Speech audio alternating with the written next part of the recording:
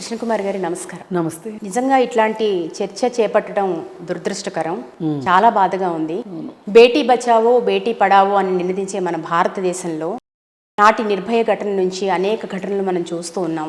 నేడు కోల్కతా ఆర్జీకర్ కాలేజీలో ఒక వైద్యురాలిపై జరిగిన అమానుష ఘటన, ఎక్కడో నిర్మానుష్య ప్రాంతంలో కాదు, సాక్షాత్తు కాలేజ్ సెమినార్ హాల్లో మనం మాటలు చెప్పుకోలేని దయనీయమైన స్థితిలో పడి ఉన్న ఆ మహిళ పరిస్థితి ఏమంటారు అసలు ఈ ఘటనపై? ఇది మట్టుకు చాలా చాలా దురదృష్టకరం అండి. దీనిని సరి అయిన పద్ధతిలో విచారించకుండా, ఇప్పుడు ఘటన జరిగింది, ఘటన జరగకుండా ఏం చేయాలి అని తర్వాత ఆలోచిద్దాం. ముందు ఇప్పుడు ఈ ఘటన జరిగింది కదా, ఈ జరిగిన ఘటనని ఎలా చూస్తుంది ప్రభుత్వం, ఏం చర్యలు తీసుకుంటుంది, అసలు గవర్నమెంట్కి ఏమన్నా చీమ కుట్టినట్టుందా, రాష్ట్ర ప్రభుత్వం కావచ్చు, కేంద్ర ప్రభుత్వం కావచ్చు, ఎవరికైనా అనేది కనుక మనము పైనుంచి కింద దాకా, కింద నుంచి పై దాకా చూస్తే చాలా రాజకీయంగా అనిపిస్తుంది. రాజకీయం చేసేస్తున్నారు. మీరు చెయ్యండి, రాజకీయాలు ఎవ్వరు వద్దనట్లేదు. ఇలాంటి ఘటనలో కూడా రాజకీయం చేయటమా, ఎంత దురదృష్టకరం. ఇప్పుడు అసలు ఆ తల్లిదండ్రులకి ఏంటి సమాధానం చెప్తారు? అలాగే ఆ తోటి విద్యార్థులకి మీరు ఎలా ధైర్యాన్ని ఇస్తారు? సొసైటీకి మీరు ఏమి ఒక నమ్మకాన్ని ఇస్తారు? ఇప్పుడు ప్రభుత్వాలు చేయాల్సింది ఏంటి? రక్షణ, సంరక్షణ కోరుకుంటాం, భద్రత, హింస లేని సమాజాన్ని ఇవ్వాలి, హింస లేని పరిస్థితులను ఇవ్వాలి. దీనికోసం మీరు ఏం చేస్తున్నారంటే చెప్పండి, ఏం చేశారు? ఒక నినాదం, ఇందాక మీరు అన్నట్లు బేటీ పడావో బేటీ బచావో అని అనేది అయిపోద్దా? అవ్వదు కదా. చదువుకుంటేనే సరిపోతుందా? మరి చాలామంది చదువుకుంటున్నారు, రక్షణ మాట ఏంటి? అసలు చదువుకు రాని వాళ్ళు చాలామంది ఉన్నారు, వచ్చిన వాళ్ళకి రక్షణ లేదు. ఏంటిది అసలు? సరే, 2012లో ఘటన జరిగింది, నిర్భయ ఘటన జరిగిన తర్వాత నిర్భయ ఘటనలో ఏమేమైతే అప్పుడు ప్రభుత్వం తప్పు ఉందో ప్రభుత్వం చాలా చాలా సరిదిద్దుకొని నిర్భయ చట్టాన్ని తీసుకొచ్చింది. ఆ నిర్భయ చట్టాన్ని అమలుపరచడంలో తర్వాత ప్రభుత్వం ఎలా చేసింది, అసలు దాన్ని ఆ చట్టాన్ని ఇంప్లిమెంటేషన్ చేసే విషయంలో అప్పుడు వచ్చిన రికమెండేషన్స్ని ప్రపంచానికి, అంటే సమాజంలో ఇంప్లిమెంట్ చేసే విషయంలో ఎలా కట్టుబడి ఉంది అనేది చాలా పెద్ద ప్రశ్నార్థకం. పైగా మనకి ఇంకొకటి ఉంటుంది, ఇంట్లో ఈగల మోత బయట పల్లకీల మోత అని. ఇప్పుడు ఆవిడెవరో ఒక ఆవిడ వచ్చింది, ఒక జర్నలిస్ట్ వచ్చింది, వేరే కంట్రీ నుంచి, బ్రిటన్ నుంచి వచ్చింది. వచ్చి ఈ ఘటన మీద, ఇది ఎందుకంటే ఇది ఒక అంతర్జాతీయ ఘటన అయింది, ఈ అంతర్జాతీయ ఘటన నిర్భయ ఘటన అట్టుడికిపోయింది దేశమంతా. ఈ దేశమంతా అట్టుడికిపోవటానికి పోవలసినంత ఘటనే, కానీ దాన్ని కూడా రాజకీయం చేసుకొని దాని నుంచి, అంటే ఇల్లు తగలబడుతుంటే పేలాలు ఏరుకుంటారు చూడండి, గడ్డివాములతో తగలబడుతుంటే పేలాల కోసం ఎతుకుతూ ఉంటారు కొంతమంది. అలా వాళ్ళు ఒక రాజకీయ అవకాశంగా చూశారు ఆ ఘటనను కూడా. సరే, తీసుకున్నారు, అధికారంలోకి వచ్చారు. ఇప్పుడు ఇవన్నీ కూడా సామాజికంగా పరిష్కరించాల్సిన అంశాలు, కానీ రాజకీయంగా ప్రభుత్వాలు ఒకరిపై ఒకరు దుమ్మెత్తి పోసుకుంటూ రాజకీయ అంశంగా మారుస్తున్నాయి. అలా కాదండి. అసలు ఇప్పుడు మీరు అది ఒక రాజకీయ అంశంగా తీసుకుని మీరు అధికారంలోకి వచ్చారు.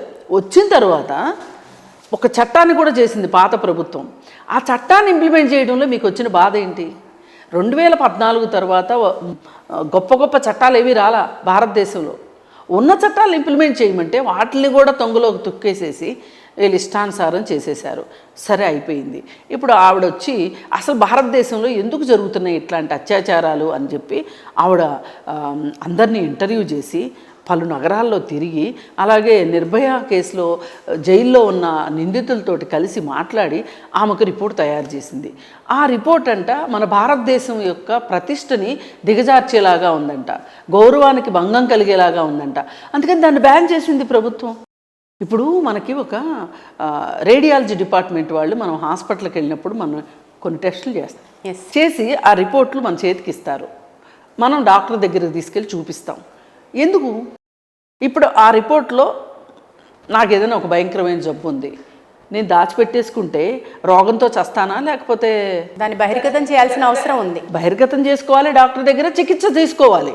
అంతేగాని నాకు ఈ రోగం వచ్చింది, నాకు ఈ రోగం వచ్చింది అని నేను కుమిలిపోతా కూర్చుంటేనో, లేకపోతే ఎవరికి చెప్పకుండా ఉంటేనో చావకుండా ఉంటామా? ఇదే పరిస్థితి. మరి ఇలా జరుగుతూ జరుగుతూ వచ్చి చివరికి ఉన్నావు ఘటన ఒకటి, కథువా ఘటన ఒకటి, ఇంకా ప్రపంచం దృష్టికి రాని ఘటనలు ఎన్నో. అలాగే మరి చూసుకుంటే మన హైదరాబాద్లో దిశ ఘటన కావచ్చు, ఇట్లాంటి ఘటనలు జరుగుతూనే ఉన్నాయి. అసలు మరీ విచిత్రంగా ఒక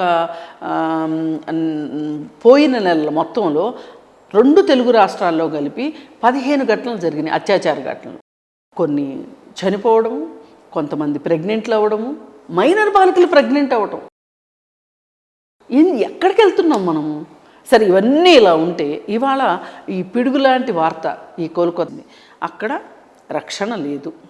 ఇప్పుడు ఏం మాట్లాడుతున్నారంటే ఇది కేవలం అత్యాచార ఘటనే కాదు, దీని వెనక చాలా స్కామ్లు ఏవేవో ఉన్నాయి అని మాట్లాడుతున్నారు. సరే, ఉండొచ్చు, నేను కాదనట్లేదు. ప్రాథమికంగా ఇక్కడ జరిగింది ఏంటి? ఒక అత్యాచారము, ఒక హత్య. ఇంతవరకు ఫస్ట్ అసలు దీని సంగతి ఏంటో తేల్చండి. ఈ అనవసరమైన స్పెక్యులేషన్స్, అనవసరమైన మసాలాలు ఎందుకు అసలు? ఆమె ఏదో మాదక ద్రవ్యాల మాఫియా గురించి మాట్లాడింది, అవయవాల అక్రమ రవాణా గురించి మాట్లాడింది, అందుకే ఆవిడ మీద కక్ష కట్టి ఎవరో చేశారు, దీనిలో చాలామంది ఉన్నారు. ఉండొచ్చు, కానీ ప్రభుత్వము ఘటన జరిగిన వెంటనే ప్రోయాక్టివ్గా ఏం చేసింది అనేది చూసుకుంటే అసలు కొన్ని రోజులు ఏమీ మాట్లాడాల. యాక్చువల్గా ఈ ఇన్సిడెంట్ జరిగిన తర్వాత సీన్ ఆఫ్ అఫెన్స్ని పోలీసులు టేక్ ఓవర్ చేయాలి. అక్కడ ఎలాంటి ఎవిడెన్సెస్ని కూడా వాళ్ళు స్పాయిల్ చేయడానికి అవకాశం లేకుండా, కానీ అలాంటి పరిస్థితి ఏం లేకుండా అక్కడ రెనోవేషన్ కూడా ఇచ్చారు. ఇంతకాలం లేనిది ఇమీడియట్ గా ఒక హత్య జరిగిన ప్లేస్ లో ఎట్లా రెనోవేషన్ కి ఇస్తారు? సో ఇట్లాంటి అనేక ఆధారాలు చెరిపివేయడానికి, సింపుల్ గా ఇంకేం అక్కర్లా, ఇక్కడ ఆధారాలు చెరిపివేయడానికి. ఇప్పుడు మనం గనక ఒక ఘటన గుర్తు చేసుకుంటే ఆయేషా మీరా కేసు జరిగింది. ఆయేషా మీరా కేసులో ఇప్పుడు ఈ ఘటనని గుర్తు చేస్తుంది. అవును, అక్కడ సీన్ ఆఫ్ ఎఫెన్స్ మొత్తాన్ని, ప్రాథమిక అంశాలు మొత్తాన్ని తొంగలోకి తొక్కేశారు. మీరు ఇంకో 100 ఏళ్ళైనా ఆయేషా మీరా కేసులో ఎవరు చేశారనేది తేలకుండా చేసేశారు. ఆ కేసుని అటు పైకి వెళ్ళినవారు, ఇటు కిందకి వెళ్ళినవారు, త్రిశంకు స్వర్గంలో వేలాడుతుంది ఆ కేసు. ఆ ప్రపంచం మొత్తానికి తెలుసు ఎవరు చేశారు. కానీ ఆ చేసిన వాళ్ళని పట్టుకోవటానికి ఆధారాలు లేకుండా చేసిన తర్వాత ఇంకేం చేయగలరు? పైగా ప్రభుత్వాలు కూడా కళ్ళ నీళ్లు తొడవటం కోసం సత్యంబాబు అనే ఒక మనిషిని తీసుకొచ్చి పెట్టారు. వాడు నేను చేయలేదు మొర్రో అంటున్నాడు, వాళ్ళ అమ్మ కూడా చేయలేదు మొర్రో అంటుంది. ఇంకా గమ్మత్తుగా ఆయేషా మీరా తల్లి కూడా చెప్తుంది ఇతను కాదు అని చెప్తుంది. అయినా కానీ అతనే అని అతన్ని కొన్ని రోజులు జైల్లో మగ్గబెట్టి చివరికి అతను నిర్దోషిగా బయటకు వచ్చాడు. ఇప్పుడు ఎగ్జాక్ట్గా అండి మీరు సత్యంబాబు మాట వినిపిస్తుంటే ఇక్కడ సంజయ్ రాయ్ అనే అతన్ని అరెస్ట్ చేశారు. కానీ ఇక్కడ ఒక్క వ్యక్తి ప్రమేయంతో జరిగింది కాదు అనేది బాడీని చూస్తే కూడా స్పష్టంగా అర్థమవుతుంది. రెండో విషయం ఏంటంటే సంజయ్ రాయ్ గురించి ఆల్రెడీ చాలా కంప్లైంట్స్ ఇచ్చారు, అతను దురుసుగా మహిళలతో ప్రవర్తిస్తున్నాడు అని. అయినా అతని మీద చర్యలు తీసుకోకుండా అర్ధరాత్రి అలౌ చేయడం, అతనికి యాక్సెస్ ఇవ్వడం ఎంతవరకు కరెక్ట్? ఎంత పోలీస్ వాలంటరీగా పనిచేస్తున్నా కంప్లైంట్ వచ్చినప్పుడు రియాక్ట్ అవ్వాలి. పెద్ద తలకాయల వ్యవహారం లేకుండానే ఇదంతా జరుగుతుందా అనే అనుమానాలు వస్తున్నాయి. ఏమంటారు? ఒక్క ఘటన జరగాలి అంటే, ఇలాంటి ఘటన జరగాలి అంటే అదేదో హఠాత్తుగా ఇప్పుడు నిర్భయ ఘటనలాగా ఆ అమ్మాయి బస్సులో ప్రయాణం చేస్తుంది, బస్సు డ్రైవర్ చేశాడు అన్నంత ఈజీ కాదు. ఇక్కడ అది ఒక హాస్పిటల్. ఆ హాస్పిటల్లో నిరంతరం నిఘా నీడు ఉంటుంది. ఇప్పుడు షాపింగ్ కాంప్లెక్స్కి ఇన్ని సీసీ కెమెరాలు పెడుతున్నారు, పైగా ఎక్కడికక్కడ బోర్డులు పెడుతున్నారు. ఏమని? మీరు సీసీటీవీ సర్వైలెన్స్లో ఉన్నారు, మీరు నిఘాలో మీరు ఉన్నారు అని చెప్తున్నారు. షాపింగ్ కాంప్లెక్స్లో సీసీటీవీలు కావాలి, హాస్పిటల్స్లో అక్కర్లేదా? అసలు ఆ రూమ్లోకి అతను ఎలా వెళ్ళగలిగాడు? ఇది ప్రధానమైన ప్రశ్న. ఇప్పుడు ఇట్లాంటి ఘటనలు జరిగిన ప్రతి చోట ఇదే ఉల్లంఘన జరుగుతుంది. భువనగిరి హాస్టల్లో అమ్మాయిల విషయంలో ఆటో డ్రైవర్ చేశాడు. ఆ ఆటో డ్రైవర్ పొద్దున్నే 6 నుంచి రాత్రి 10 వరకు అదే హాస్టల్లో ఉంటాడు. అసలు ఆటో డ్రైవర్ పని ఏంటి? అసలు ఆటో డ్రైవర్ మెట్లెక్కి పైకి రావాల్సిన అవసరం ఏంటి? ఆ హాస్టల్ మొత్తాన్ని పర్యవేక్షించాల్సిన అవసరం ఏంటి? అలాగే మొన్న సైదాబాద్లో మన బ్లైండ్ హాస్టల్లో ఒక పాప పైన స్కావెంజరు అత్యాచారం చేశాడు. అసలు స్కావెంజర్ ఎట్లొస్తాడండి ఆ పాప దగ్గరికి? 3 సార్లు చేశాడు. ఆ పాప ఎంత దయనీయమైన పరిస్థితిలో ఉందంటే ఇవాళ ఈ రోజుకి కోలుకోలేదు. అసలు అమ్మాయి నేను పోలీస్ స్టేషన్కి రాను, నేను స్టేట్మెంట్ ఇవ్వను అంటుంది ఆ పిల్ల. సో వ్యవస్థలో నిర్లక్ష్యం అనేది ప్రతి చోట కనిపిస్తుంది. అంటే దీని అర్థం ఏంటంటే ఎవరు ఎక్కడ మానిటర్ చేయాలి అనే విషయంలో వాళ్ళు మానిటర్ చెయ్యట్లేదు. అసలు వాళ్ళ పని ఏంటి, వాళ్ళు చేస్తుంది ఏంటి? అంటే చాలా పనుల్ని ఒక మనిషితో చేయించడం వల్ల వాళ్ళకంత అవకాశం దొరుకుతుందా అక్కడ? అసలు సివిల్ వాలంటీరు ఉండాల్సిన అవసరం ఏంటి? సివిల్ వాలంటీర్ ఎందుకు? అంత పెద్ద హాస్పిటల్లో పనిచేయటానికి జీతాలు ఇస్తే మనుషులు దొరకరా? అసలు సివిల్ వాలంటీర్ ఉండాల్సిన అవసరం ఏంటి? అంటే దీని అర్థం ఇంకొకటి కూడా, ప్రజారోగ్యం మీద ఏ రాష్ట్రానికి కానీ కేంద్ర ప్రభుత్వానికి కానీ పట్టింపు లేదు, బడ్జెట్ లేదు. ఇది అసలు ఆరోగ్యం మీద మీరు ఎంత బడ్జెట్ పెడుతున్నారు? ఇవాళ మెడికల్ కాలేజీల్లో చదువు నేర్చుకోవాల్సిన డాక్టర్లకి, చదువు చెప్పే ప్రొఫెసర్ల కొరత ఉంది అంటే, అలాగే మెడికల్ కాలేజీల్లో స్టూడెంట్స్ నేర్చుకోవడానికి పేషెంట్లు కావాలి. పేషెంట్లు లేకుండానే వీళ్ళు డాక్టర్లు అయిపోతున్నారు. అంటే ప్రైవేట్ కాలేజీలో ఇబ్బడిముబ్బడిగా వచ్చేసేసి వాళ్ళ మీద పర్యవేక్షణ కరువైపోయి, ప్రభుత్వ కళాశాలలకేమో ఫండ్స్ సరిగా రిలీజ్ చేయక, జూనియర్ డాక్టర్లు మా జీతాలు పెంచండి అని వాళ్ళు ఏడవడము, అలాగే సీనియర్ రెసిడెంట్లకి, జూనియర్ రెసిడెంట్లకి, రెసిడెంట్ డాక్టర్లకి జీతాలు పెంచకపోవటము, వాళ్ళకి ఇచ్చే స్టైఫెండ్లు, వాళ్ళతో 36 గంటలు డ్యూటీ చేయించాల్సిన అవసరం ఏంటండి అమ్మాయి చేత? 36 గంటలు డ్యూటీయా? అసలు మనం ఏ కాలంలో ఉన్నాము? అసలు నిద్రపోకుండా 36 గంటలు. పైగా దీనికి ఒక పెద్ద రెమెడీ కనుక్కుంది మమతా బెనర్జీ. అసలు ముందు ఇక్కడ మనం మాట్లాడుకోవాల్సింది మమతా బెనర్జీ గురించి మాట్లాడుకోవాలి. ఇక్కడ మమతా బెనర్జీ అంటే ఒక విషయం అండి, సాక్షాత్తు ఆవిడ సీఎం, ఆవిడ చేతిలో హెల్త్ డిపార్ట్మెంట్ ఉంది, లా అండ్ ఆర్డర్ కూడా తన చేతుల్లోనే ఉన్నాయి. సీఎం నిరసన తెలపడం, సిబిఐ ఎంక్వైరీకి డిమాండ్ చేయడం అంటే జనరల్గా ఇలాంటివన్నీ విపక్షాలు చేస్తుంటాయి. గవర్నమెంట్ అంటే ఇదేంటి సంకేతం అంటారు? గవర్నమెంట్ చేతులు ఎత్తేసింది, ఇక నా వల్ల కాదు, నాకంటే పై వాళ్ళు ఎవరో దీన్ని చూసుకోవాల్సిందే. ఇప్పుడు ఒక్కొక్కసారి ఏం చేస్తామంటే, నేను మానవ ప్రయత్నం చేసేసాను, ఇక దేవుడి మీద భారం వేశాను అంటారు. కానీ పాలకులు ఆ మాట అంటానికి లేదు, సిగ్గుపోద్ది ఆ మాట అంటే. పైగా అసలు మమతా బెనర్జీ రాజకీయ జీవితం మొదలైంది ఒక అత్యాచార ఘటనతో. ఆ రోజు సిపిఎం పార్టీ వాళ్ళు అధికారంలో ఉన్నప్పుడు వాళ్ళ అధికారాలని నువ్వు ప్రశ్నించి, అక్కడ జరుగుతున్న అకృత్యాలని నువ్వు బట్టబయలు చేసి, తద్వారా నువ్వు ఒక రాజకీయ నాయకురాలుగా ఎదిగావు. మరి ఒక రాజకీయ నాయకురాలుగా నువ్వు ఎదిగినప్పుడు నీ మీద బాధ్యత లేదా? నువ్వు అదే ఘటన ఇప్పుడు ఇదే పరిస్థితిని బీజేపీ వాళ్ళు అవకాశాన్ని తీసుకుని వాళ్ళ అధికారం గుంజుకోవాలని చూస్తున్నారు. అదేమంటే రాష్ట్రపతి పాలన పెట్టండి, ఇక్కడ శాంతి భద్రతలు క్షీణించినాయి అని చెప్తున్నారు. మరి మణిపూర్లో ఇంతకంటే ఎక్కువ శాంతి భద్రతలు క్షీణించినాయి, అప్పుడు ఎందుకు రాష్ట్రపతి పాలన పెట్టలేదు? నేను ఈ రాజకీయాన్నే తిడుతున్నా. అసలు ఒక పక్కన అత్యాచార ఘటన జరిగిందే అని మనం బాధపడుతుంటే వీళ్ళ పంచాయతీ ఏంటి అసలు? అంటే ఒక సెన్సిటివిటీ లేదు, సెన్సిబుల్ విషయాన్ని రాజకీయం చేస్తున్నారు. ఇప్పుడు మమతా బెనర్జీ అసలు ఒక హై లెవెల్ కమిటీ వేసేసి, అసలు ఇది తేలే వరకు నేను ఇక్కడి నుంచి కదలను అన్నంత మొండి పట్టుదల ఆమె అన్నిట్లో చూపిస్తుంది కదా. మరి ఎందుకు చూపించలేకపోయింది? యాక్చువల్గా మనం ఇక్కడ మీరు అంటున్నారు మొండి పట్టుదల అనే విషయం వస్తే ఒకటి మాట్లాడుకోవాలి. కలకత్తా కాళీ అంటారా అండి మమతా దీది ఇప్పుడు ఏమనరు. అలాంటి పరిస్థితుల్లో అటువంటి పేరు తెచ్చుకున్న మమతా బెనర్జీ ఒక స్త్రీ పట్ల ఇంత దారుణం జరిగితే ఉపేక్షిస్తుందని మీరు అనుకుంటున్నారా? ఆ అవసరం ఏముంది అనుకుంటున్నారు? కాదండి, అక్కడ ఇప్పుడు ఆమె హత్య కంటే కూడా, ఆ జరిగిన హత్య కంటే కూడా, అత్యాచారం కంటే కూడా ఆవిడికి వాళ్ళ అరే నేను నా ఎలక్షన్ బిజీలో నేనుంటే ఇంకో 8 నెలల్లోనే ఏమో ఎలక్షన్స్ ఉన్నాయి, అక్కడ నా బిజీలో నేనుంటే ఏంటి ఇది అసలు? దీని గురించి నేను ఇప్పుడు టైం పెట్టాలా? నేను నా ఎన్నికల వ్యూహరచన చేసుకోవాలి, నా ఎన్నికల ప్రణాళికలకి నేను పదును పెట్టుకోవాలి, నేను అంత బిజీలో ఉంటే ఈ గోల ఏంటి అసలు అన్నట్లుంది ఆవిడకి. అర్థమైందిగా మీకు? అసలు ఆమెకి ఇప్పుడు ఈ సిచ్యువేషన్ని హ్యాండిల్ చేయాలని అనుకోవట్లే.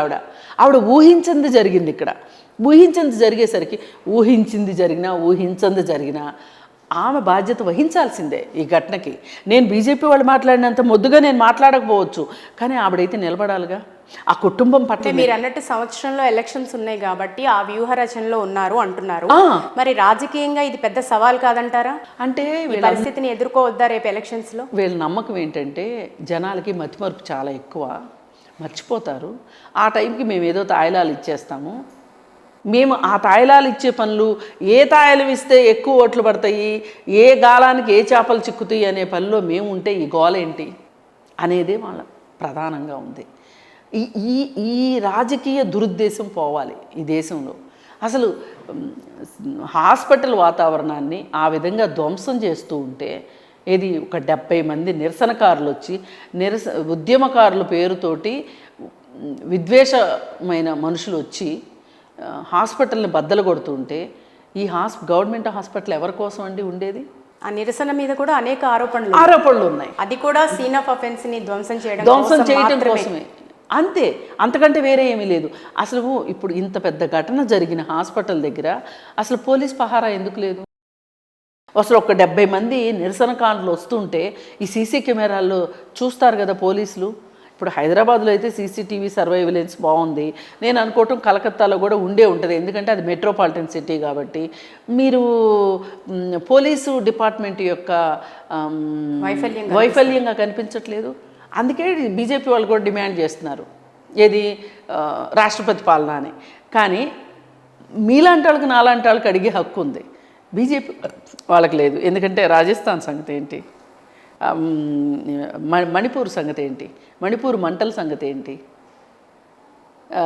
ఉన్నావలో వీళ్ళు ఏం చేశారు? ఒక బాధితురాల్ని సాక్ష్యానికి లేకోకుండా కుటుంబం మొత్తాన్ని ఆవిడ్ని అంతమొందించారు. మీ కతువాలో ఏం చేశారు? సాక్షాత్ ఒక గుడికి తీసుకెళ్ళి 8 ఏళ్ల బాలికని మొత్తం ఇచ్చి మీరు ఎంత పాశవికంగా చేశారు. అది సరిపోనట్లు ఇంకా అన్నిటికీ మించి ఈ దేశ ప్రజలకి ఒక నమ్మకాన్ని, ఒక ధైర్యాన్ని ఇచ్చే పనులు బీజేపీ ఏ రోజు చేయలేదు. ఇప్పుడు చూడండి, బిల్కిస్ బానో కేసు ఉంది. ఆమె పైన అత్యాచారం జరిగిందని గుజరాత్ మొత్తం తెలుసు, దేశం మొత్తం తెలుసు, మరీ మాట్లాడితే ప్రపంచం మొత్తానికి తెలుసు.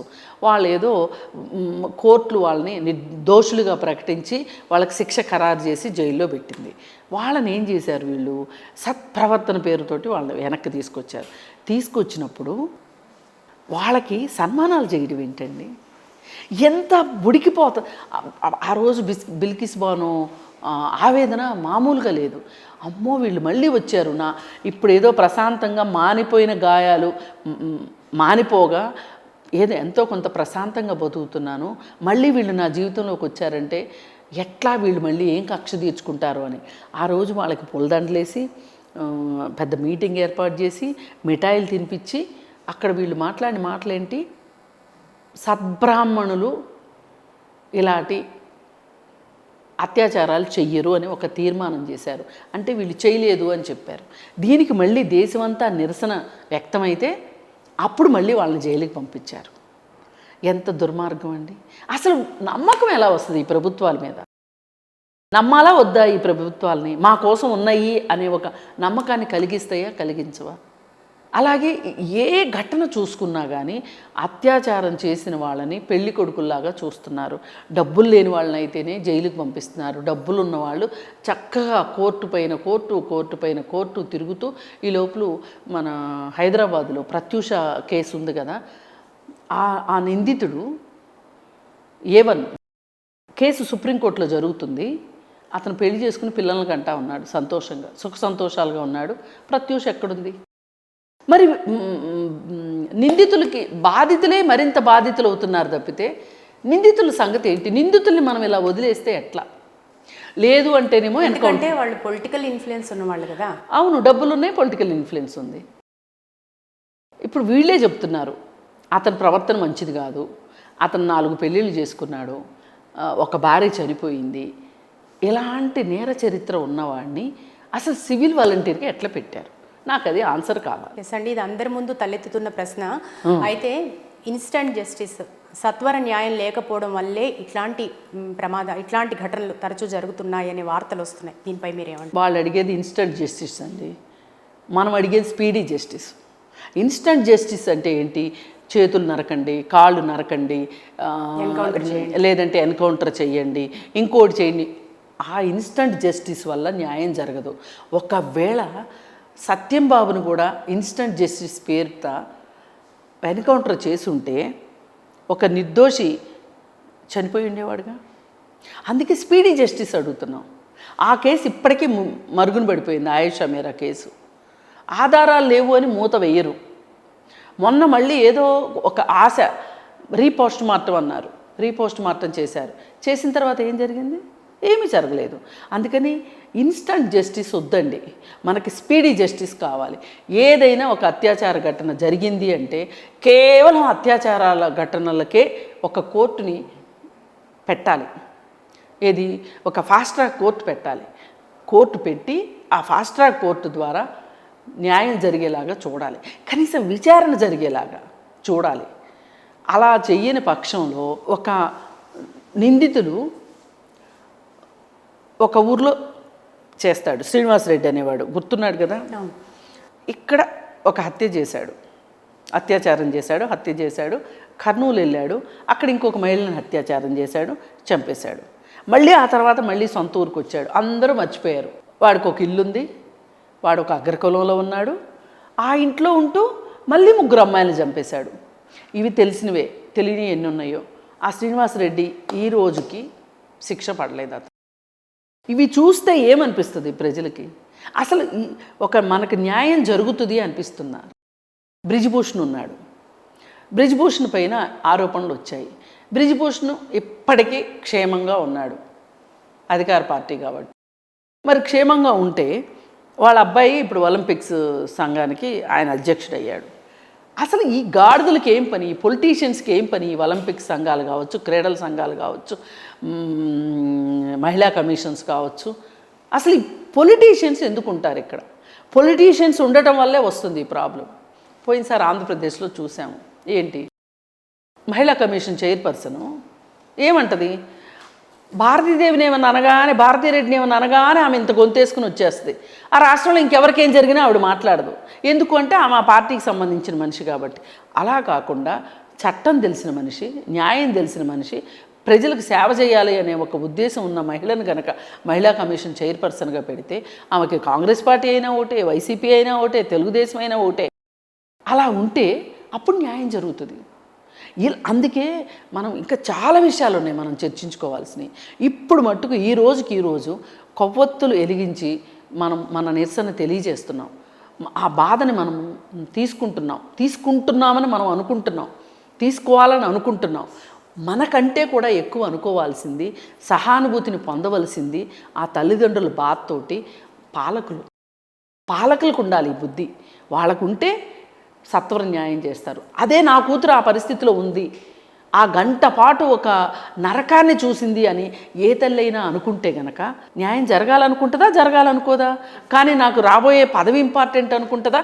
ఇప్పుడు ఈ కేసు ఇంపార్టెంట్ అనుకుంటుందా ఏ తల్లైనా? అలాగే ఏ తండ్రి అయినా ఒక పోలీస్ ఆఫీసర్గా ఉన్నాడు అనుకోండి, నా కూతురే ఇదే పరిస్థితిలో ఉంటే నేను బ్రైబ్ తీసుకొని ఈ కేసును పక్కదారి పట్టిస్తానా అని అనుకుంటాడు. ఆ ప్రిన్సిపాల్ ఉన్నాడు వెధవ, వాడి కూతురికే ఇలా జరిగితే ఇంకొక కాలేజీలో వాడైతే ఊరుకుంటాడా? అసలు వాడు అలా ఈ కేసు ఇలా జరగగానే వదిలేసేసి ఇంకొక కాలేజీలో ఉద్యోగంలో చేరాడు అంటే అసలు అక్కడ వ్యవస్థ ఎలా పనిచేస్తుందో మనకు అర్థం. యాక్చువల్గా ఇక్కడ ప్రిన్సిపల్ పాత్ర మీద కూడా చాలా అనుమానాలు, చాలా డీప్గా. ఎందుకంటే అక్కడ యాంటీ యాక్టివిటీస్ చాలా జరుగుతున్నాయి. అందుకే ఈ అమ్మాయికి చాలా తెలియకూడని డీటెయిల్డ్ ఇన్ఫర్మేషన్ ఉంది. అందుకే ఒక ప్లాన్ ప్రకారం మట్టు పెట్టారు అనే వాదన కూడా వినిపిస్తోంది. ఏదైనా సిబిఐ దిగింది కాబట్టి మొత్తం గుట్టు రట్టు చేయాల్సిందే. ఇందులో ఏ దోషి ఉన్నా సరే బయటికి రావాల్సిందే. ఏది ఏమైనప్పటికీ కూడా ఈ కేసు ఎంత త్వరితగతిన తేలితే మనకేమో నేను కొత్త చట్టాలు రావాలని అనుకోవట్లా, ఉన్న చట్టాలు పనిచేసేలాగా చేస్తే చాలండి. అప్పుడు ప్రజలకు ధైర్యం వస్తుంది. ధైర్యంగా ఇది నా దేశం, నేను ఈ దేశంలో ఉన్నాను, నాకు రక్షణ ఉంది, నాకు సంరక్షణ ఉంది అనే ఒక ధైర్యాన్ని వాళ్ళ నింపాలి ఈ దేశంలో. అంటే గనక ఇప్పుడు మట్టుకు రాష్ట్ర ప్రభుత్వం కేంద్ర ప్రభుత్వం అని చూడొద్దు. పైగా సుప్రీంకోర్టు కూడా సుమోటోగా తీసుకుంది. మరి ఆ సుప్రీంకోర్టు ప్రధాన న్యాయమూర్తి చాలా గొప్పవాడు, చాలా వివేకం ఉన్నవాడు, వివేచన ఉన్నవాడు. ఆయన ఆధ్వర్యంలోనైనా దీనికి ఈ కేసుకి అసలు మొత్తం కూకటి వేళ్లతోటి ఈ కేసుని అంటే అంత కింద దాకా వెళ్ళి అందులో ఎవరున్నా సరే, ఆఖరికి మమతా బెనర్జీ ఉన్నా సరే, న్యాయం జరిగేలాగా చూస్తారని చెప్పి నేను ఆ చంద్రచూడ్ గారు చేయగలరు అనే నమ్మకంలో నేను ఉన్నాను. అలా జరిగిన రోజున వస్తుంది, దేశ ప్రజలు ఊపిరి పీల్చుకుంటారు. ఇంకొక ఆందోళనకరమైన విషయం ఏంటంటే అండి, ప్రజాస్వామ్యంలో నిరసన తెలపడం అనేది అందరి హక్కు. అందులో ఇటువంటి అమానవీయ ఘటన జరిగినప్పుడు డాక్టర్లు, జూనియర్ డాక్టర్లు నిరసన తెలిపిన వారిని కూడా చాలా మారుమూల ప్రాంతాలకి ట్రాన్స్ఫర్ చేశారు. అదేవిధంగా వాళ్ళని కూడా అదుపులోకి తీసుకుంటున్నారు అనే వార్తలు కూడా వినిపిస్తున్నాయి. సో ఏంటి గవర్నమెంట్ ఎవరి పక్షాన ఉంది అంటే అక్కడ లాఠీ చార్జ్ కూడా చేశారు డాక్టర్ల మీద, మాట్లాడిన వాళ్ళ మీద మాట్లాడినట్లు. ఏదైనానండి ఈ ఘటన మొత్తంలో చాలా స్పెక్యులేషన్స్ నడుస్తున్నాయి. ఈ ప్రసార మాధ్యమాలు కూడా రకరకాల వంటలు వండి వడ్డిస్తున్నాయి. అలా కాకుండా ఈ పుకార్లు, ఈ పెద్ద పెద్ద కథనాలు, వీటికంటే కూడా మనకు కావాల్సింది ఏంటి అంటే ఇవాళ వాస్తవం కఠినమైందైనా సరే, చేదయిందైనా సరే, ఏదైనా సరే డిపార్ట్మెంట్ నుంచి న్యూస్ కావాలి మనకి. అటు పోలీస్ డిపార్ట్మెంట్ నుంచి వస్తా, గవర్నమెంట్ ఏదైనా బులెటిన్ ఇస్తుందా, లేదు కోర్టులు ఏమన్నా చెప్తాయా అనేది చూద్దాం. ఈ వార్తలు, రకరకాల వార్తలు వస్తున్నాయి. కొంతమంది నిపుణులు ఒక రకంగా మాట్లాడుతున్నారు, కొంతమంది ఇంకొక రకంగా మాట్లాడుతున్నారు. ఏది ఏమైనా మాట్లాడనివ్వండి, కానీ మనకు కావాల్సింది మటుకు ఈ కేసులో ఒక సత్వరంగా స్పీడ్గా జస్టిస్ రావాలి. ఇప్పుడు జస్టిస్ లేట్ అయిందనుకోండి, ఉపయోగం లేదు. డిలే చేశారనుకోండి, ఏంటి అందరూ మర్చిపోతారు. ఇవాళ ఈ ఘటన జరిగిపోయింది, రేపు ఇంతకంటే ప్రాధాన్యత ఉన్నది ఇంకోటి వస్తుంది, అది అయిపోతుంది. ఇప్పుడు నిన్న మొన్నటిదాకా మనం ఏమేమి మాట్లాడుకుంటున్నాం, లావణ్య రాజ్ కేసు మాట్లాడుకున్నాం, అయిపోయింది. దానికంటూ ఏమీ ఇంతవరకు ఫుల్ స్టాప్ పడలేదు, కామాను లేదు, ఫుల్ స్టాప్ లేదు, అది నాన్ స్టాప్గా నడుస్తూనే ఉంది. ఇప్పుడు ఈ డాక్టర్ కేసు వచ్చింది, ఇదే 4 రోజులు మాట్లాడుకుంటాం, 4 రోజులు మళ్ళీ మామూలుగా ఏవో రాజకీయాలు మాట్లాడుకుంటాం, 5వ రోజు ఇంకొక కేసు వస్తుంది. ఇంతేనా మనకి పరంపర? అంటే మన ప్రభుత్వాలు ఇలాగే ఉన్నాయి. నాడు నిర్భయ, తర్వాత 2 years తర్వాత మళ్ళీ ఇంకోటి నడుస్తూనే ఉన్నాయి. ఇప్పుడు చెప్పుకోదగ్గ ఘటనలు 2012 నుంచి ఇప్పటికి ఒక 10 ఘటనలు ఉన్నాయి దేశాన్ని కుదిపేసిన ఘటనలు. ఏం చేశారు చెప్పండి? వాళ్ళకి ఉరిశిక్ష వేయటం తప్పితే నిర్భయ నిందితులకి, వాళ్ళకి ఉరిశిక్ష వేసినందుకు కూడా నేనేమి అభ్యంతరం చెప్పట్లేదు, కానీ అవి మాత్రమే పరిష్కారాలు కావు అని చెప్తున్నా. ఎన్కౌంటర్లు, ఉరిశిక్షలు కాదు, మనకి సమాజంలో అవగాహన కావాలి. ఈసారి మనం నిర్భయ చట్టం గురించి, అలాగే నిర్భయ చట్టంలో పొందుపరిచిన అంశాల గురించి మనం డీటెయిల్గా మాట్లాడదాం. అసలు సమాజానికి అంద చెయ్యాలి వీటిని. ఎవరో ఒకళ్ళు పిల్లి మెడలో గంట కట్టాల్సిందే. జస్టిస్ వర్మ రికమెండేషన్స్ ఇవన్నీ ఉన్నాయి, మాట్లాడదాం ఇంకొకసారి. ఈ ఘటనలో మట్టుకు ఖచ్చితంగా కోల్కతా ఘటనకి ఎంత త్వరగా వీలైతే అంత త్వరగా నిజాలని చెప్పాలి సమాజానికి. తప్పైపోయింది మాది అని ప్రభుత్వం చెప్పాల్సిందే. ఘటనకు సంబంధించిన పరిస్థితులు ఒకెత్తైతే తల్లిదండ్రుల పట్ల వీళ్ళు ప్రవర్తించిన విధానం కూడా చాలా అమానుషంగా ప్రవర్తించారు. ఆత్మహత్య అని చెప్పడం ఒకటి. రెండోది, సాక్షాత్తు ఆ తండ్రే చెప్తున్నారు, ఆ బాధితురాలి తండ్రి, మేము వచ్చిన 3 గంటల తర్వాత మా కూతుర్ని మేము చూసుకోగలిగాము, కనీసం మా పట్ల గౌరవం లేదు. అసలు అప్పుడు చేయాల్సింది ఏంటి? ఈ సదరు ప్రిన్సిపాల్ అనేవాడు వాళ్ళ పక్కన కూర్చొని ధైర్యం చెప్పాల్సిన అవసరం ఉంది. వచ్చిన వెంటనే చూపించవచ్చు బాడీని, 3 గంటలు ఎందుకు చూపించలేదు? ఏం చేశారు వీళ్ళు? ఏమైనా ఫస్ట్ ఎయిడ్ చేశారా? అంటే శవాలకు కూడా ఫస్ట్ ఎయిడ్ చేస్తారా? ఆలోచించాలి. వీటన్నిటినీ ఈ ఘటన ద్వారా అయినా సరే కనీసం ఇవాళ సోషల్ మీడియా ఇంత పెరిగిపోయింది, మొత్తం అన్నీ తెలుస్తున్నాయి. 2012 కంటే ఇప్పుడు ఎక్కువ వేగంగా వార్తలు వచ్చేస్తున్నాయి. మీరు జాగ్రత్తగా ఉండాలి. మీరు ఒళ్ళు దగ్గర పెట్టుకోకపోతే ప్రభుత్వాలకి కుదరదు. మీరు ప్రభుత్వాలుగా పనిచేస్తాయా? మీకు చేత కాకపోతే ఊరుకోండి. అసలు గమ్మత్తు ఏంటి అంటే, దొంగ నడిచినట్లు మమతా బెనర్జీ ఆవిడ చేయాల్సిన పనుల్ని ఆవిడ నిరసన చేయడం ఏంటో అర్థం కావట్లా. ఆమెకు అది ఒక అలవాటు అయిపోయింది నిరసన చేయటం. అంటే దాని నుంచి కూడా అబ్బో ఆవిడకి ఎంత చిత్తశుద్ధి అండి, ఆవిడ రోడ్డు మీదకి వచ్చేసిందండి, కాపాడాల్సిందే ఆవిడ.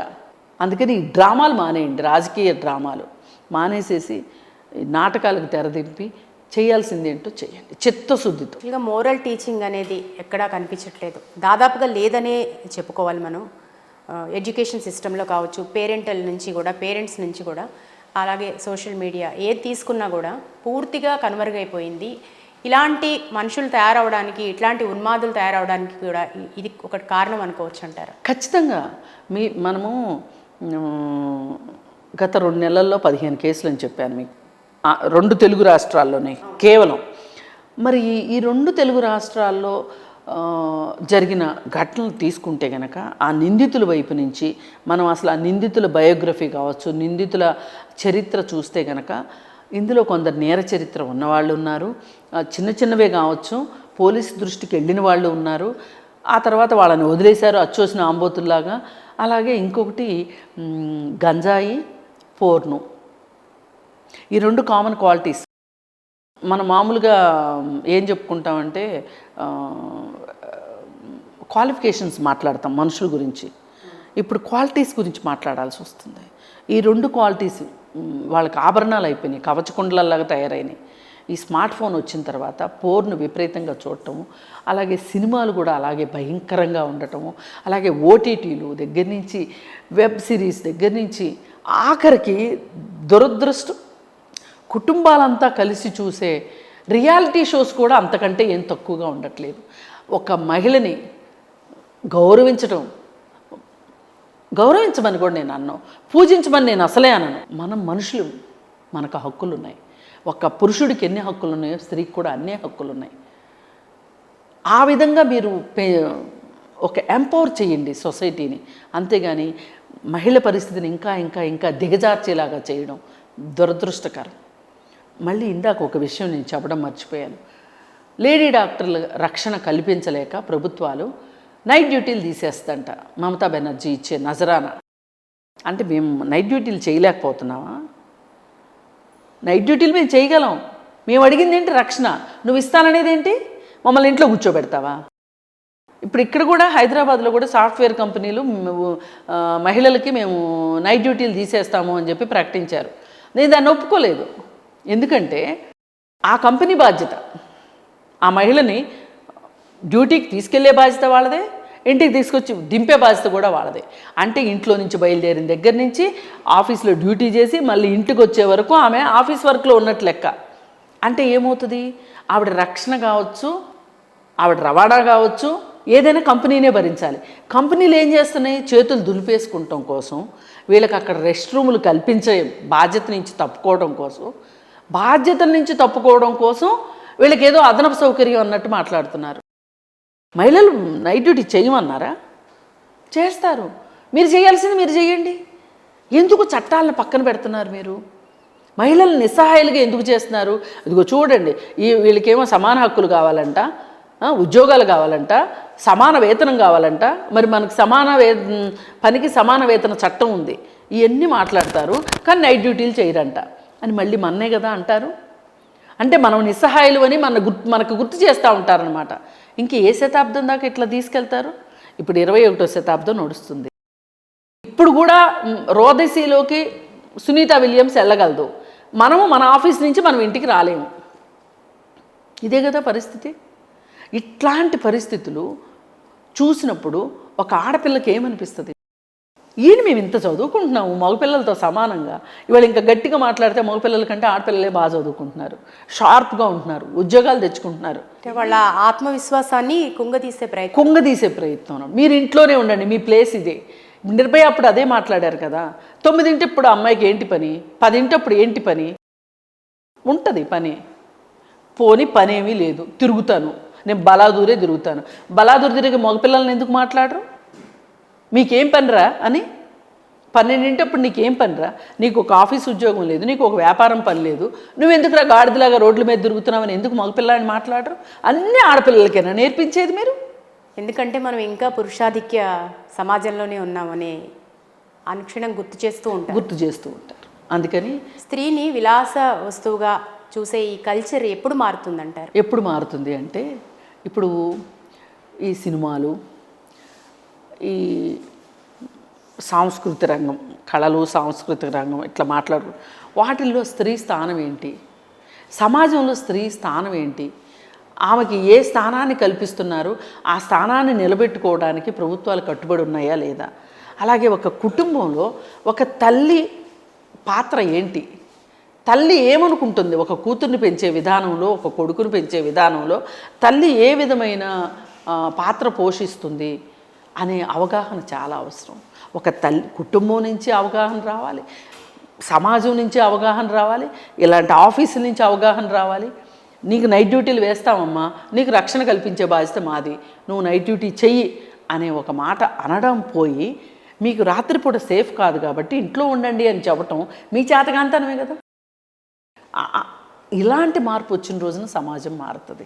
అలాగే ఆడవాళ్ళని వాళ్ళని గౌరవించటం పూజించటము కాకుండా ఈమె నాకు పోటీదారు కాదు, ఆమె కూడా సమాన వాటాదారు అనే ఉద్దేశం మగపిల్లలకి రావాలి.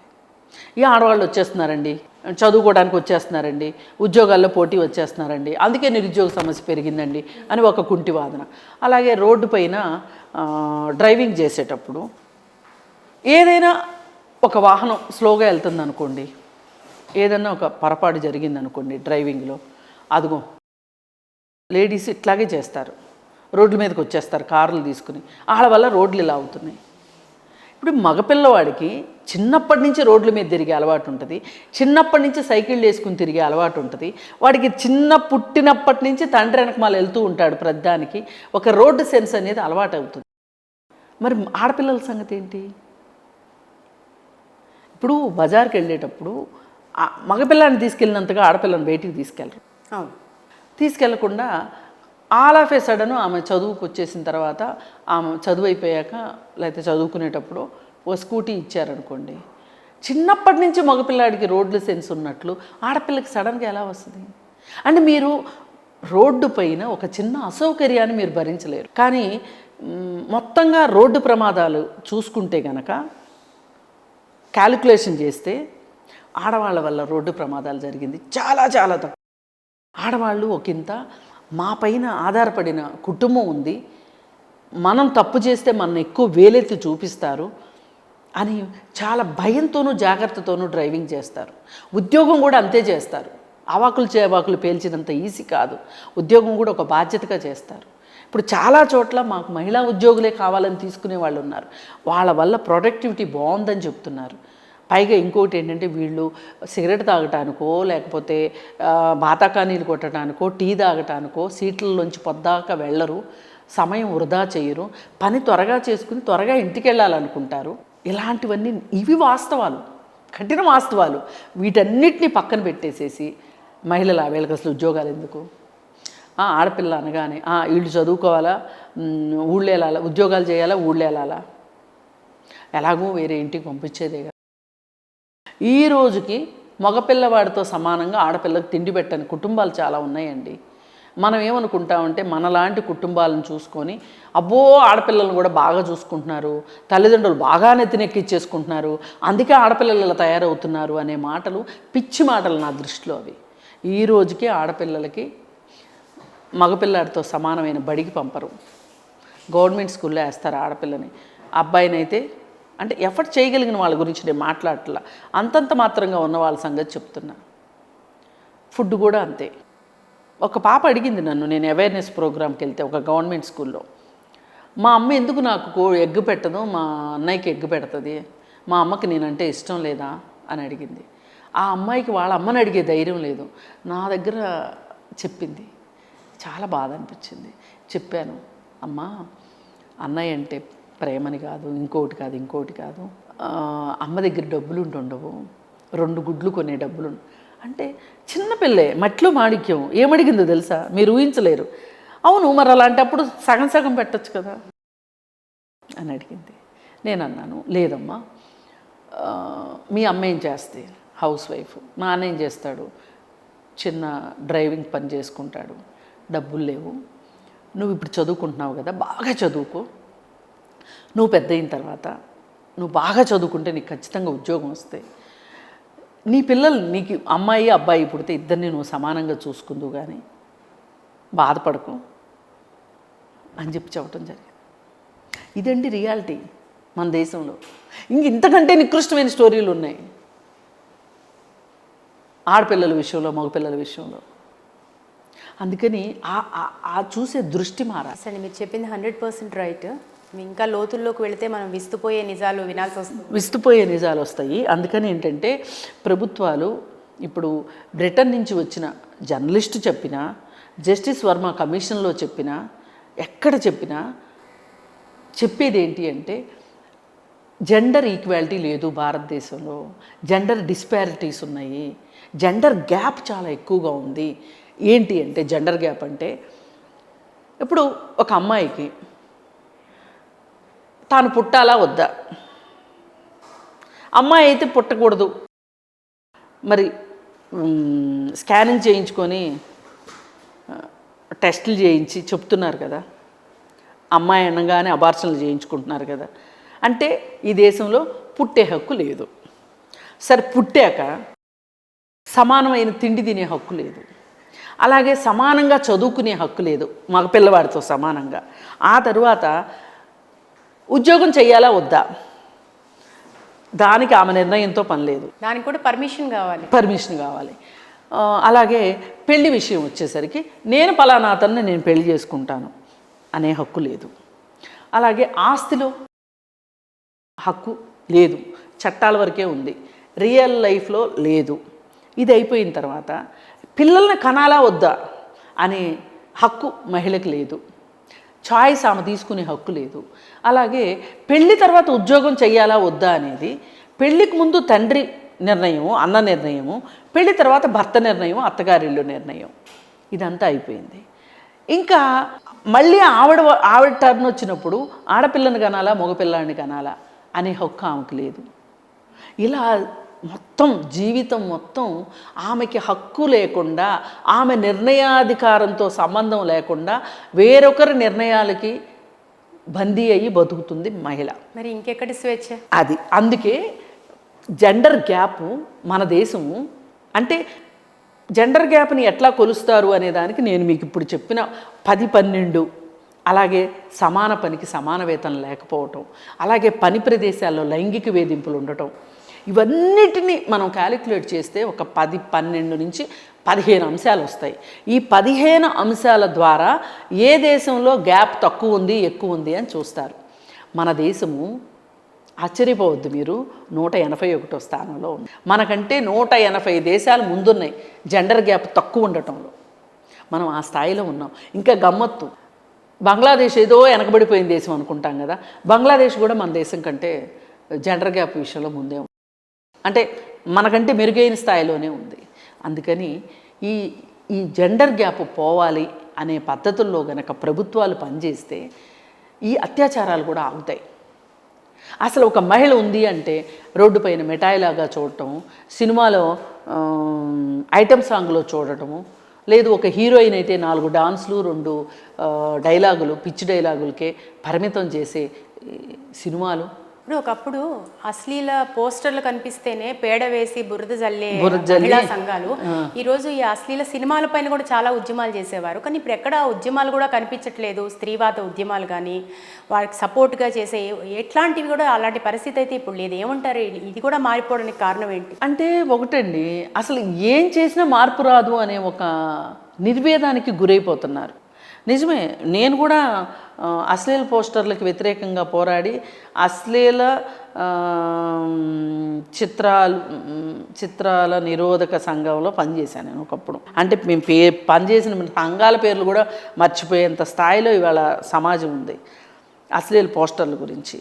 అసలు సెన్సార్ బోర్డు గురించి మేము సెన్సార్ బోర్డును ఉరిదీయాలి అని చెప్పి సెన్సార్ బోర్డు దిష్టి బొమ్మలు తగలబెట్టేవాళ్ళం. ఇవాళ లేవు. నిజమే, అసలు నిరసనలే తగ్గిపోయినాయండి సమాజంలో. ఎలా అయిపోయిందంటే జరిగేది జరుగుతుంది కానీ అనేలాగా ఒక నిర్వేదం వచ్చేసింది సమాజంలో. ఇవాళ మీకు ఇంకొక విషయం చెప్పాలి. యానిమల్ అనే ఒక సినిమా వచ్చింది లాస్ట్ ఇయర్.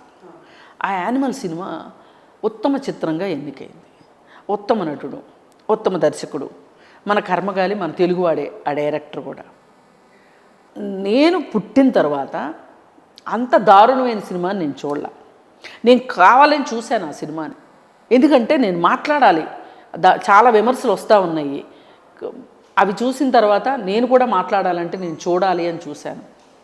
కడుపులో దేవిందండి ఆ సినిమా చూసి. దానికన్నా బ్లూ ఫిలిం కూడా నయమే నన్ను అడిగితే.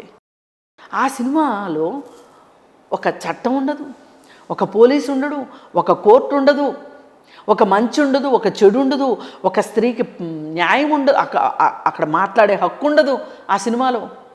అలాంటి సినిమా ఉత్తమ చిత్రం. పైగా హింసని ప్రేరేపించే చిత్రం ఉత్తమ చిత్రం. ఒక స్కూల్కి వెళ్ళే పిల్లాడు ఇంట్లో గన్ను తీసుకొని వెళ్ళి వాళ్ళ అక్కని ఏడిపించిన వాడిని కాల్ చేస్తే కేసు లేదు. ఇది చూసి నా పిల్లవాడు ఏమనుకుంటాడండి, మొన్న అందుకే ఉత్తరప్రదేశ్లోనే ఎక్కడో స్కూల్కి గన్ను తీసుకెళ్ళి పక్క పిల్లవాడిని కాల్చాడు. ఈ సినిమా ప్రభావం కాదు. ఆ పిల్లాడు ఖచ్చితంగా సినిమా చూసుంటాడు, చూసి ఉండకపోయినా మాట్లాడుకుంటే వినుంటాడు. ఇవాళ ఓటీటీలు వచ్చేసాయి కదా.